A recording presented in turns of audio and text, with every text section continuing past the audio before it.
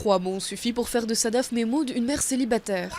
Son mari a unilatéralement mis fin à leurs 5 ans de mariage, en écrivant le mot talak 3 fois dans une lettre. Une pratique dérivée de la loi islamique et garantie par une ancienne loi britannique, toujours en vigueur en Inde.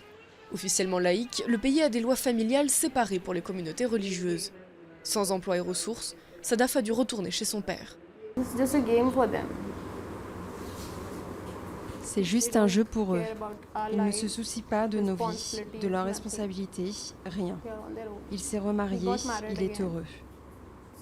Il n'est jamais revenu vers nous. Il ne regarde même pas ma fille.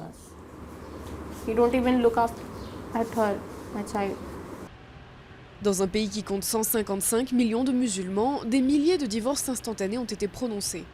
À l'inverse des hommes, les femmes doivent faire appel à un responsable religieux. À 26 ans, Shesta Ali élève ses 2 fils sans soutien financier.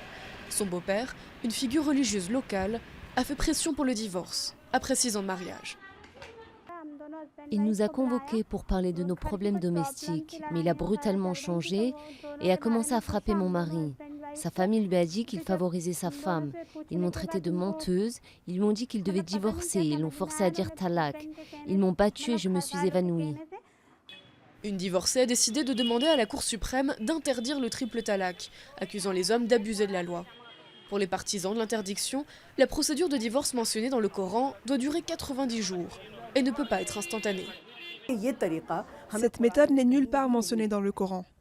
Donc si notre religion ne nous autorise pas à divorcer comme ça, pourquoi est-ce que notre société l'accepte? Beaucoup de pays musulmans comme le Bangladesh ont interdit cette pratique.